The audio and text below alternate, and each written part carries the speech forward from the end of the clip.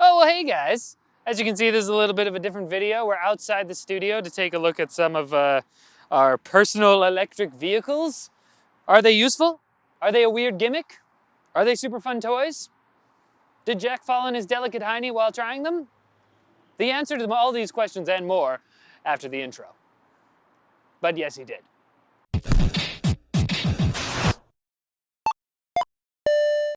So what we're looking at here basically are two self-balancing electric scooters from a company called Easygo. This one is, as you can see, basically it's a Segway and should be familiar to anyone who has watched Arrested Development. And this one is basically a version of a Segway but without the handle. Now this, on the other hand, is a folding electric bike by a company called Suyou.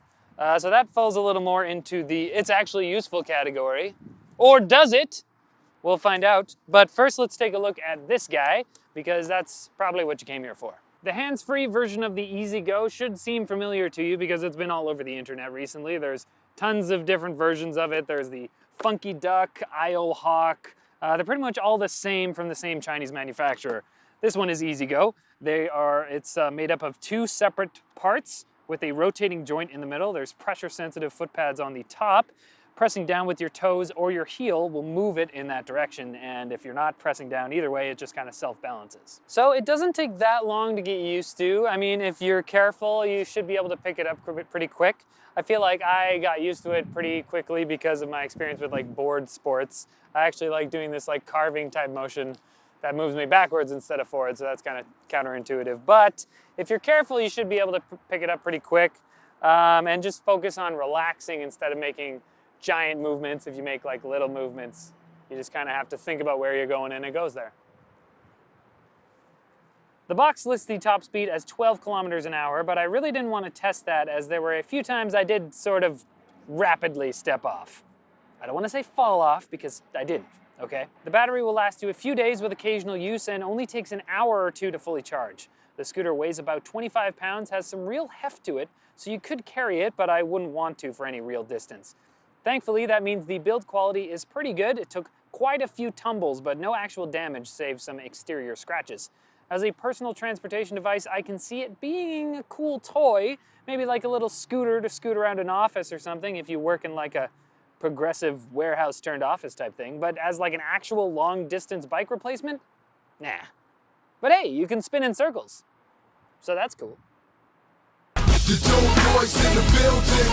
What's up? The dope boys. What's up? The dope boys. Something that goes a little more towards being an actual vehicle and less of a toy is the Easygo Outdoor Sports 2 wheels self-balancing electric scooter. Catchy name too. I feel like this thing doesn't even need an explanation. I mean, we all know it's a Segway. It's obviously a lot easier to control due to the fact that it actually has a control handle, which you just kind of push forward to go forward and pull back to go back. Side to side to turn. The specs say it lasts for 20 kilometers and the battery charges fully in about 5 hours. This scooter has a top speed of 14 kilometers per hour, and I felt a lot better about testing that since the whole thing is obviously a lot more sturdy. If you start leaning too far, it beeps and tries to force you back, but if you're seriously leaning too far, it'll just quit from trying to keep the idiot rider upright, which I learned the hard way. I'm the idiot. It actually also comes with a remote that you can use to lock it in the upright position when you're not standing on it. The story here is pretty much the same. Pretty cool if you've got some money burning a hole in your pocket, and you work at a large multi-building campus, and you don't mind looking like Job. Okay, time for our last rideable, the Suyou folding electric bike. This thing has two folding joints, one on the main body here and one on the front tube here. It can fold up to about a third of its total size, so I guess that would come in handy if you need to pack it away for a trip or something. This thing has a 350 watt, 10 amp hour battery. The electronics for the bike are kind of stashed in these pouches in the front handlebar and under the seat, which unfortunately means that there's kind of wires running all over the place, but what are you gonna do? Riding the thing is actually pretty pleasant though. There's a big red on-off switch on the front here and a thumb toggle for the acceleration. Now there is not really an acceleration curve per se, it just kind of goes or doesn't go, so you might want to start pedaling a bit before you ease into it. Whoa!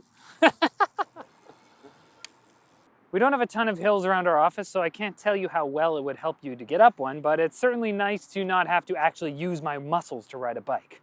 I mean, exercise is great, but you know what's also great? Not exercising. Think about it. Think about it. So having looked at all three of our specimens now, what's the deal here? Obviously the electric bike is the most useful for actually traveling anywhere. Biking to work is great, but there's going to be days when you just don't feel like it, and that's where the motor comes in handy. For the scooters, I gotta say I think they're still on the level of toys, maybe workplace transport. I can't see anyone taking these out on the sidewalk for a leisurely scoot, but they're definitely cool to play with and scoot around at work. The bigger one is sort of meant for outdoorsy type things, preferably the way outdoors where no one can see you. Well, that's pretty much it for this video, guys. Let us know what you think about these electric rideable type things in the comments below. And click here or the link in the description if you want more information about them. Like or dislike the video, whatever scoots your toot. And don't forget to subscribe for more videos like this from NCIX. We'll see you later.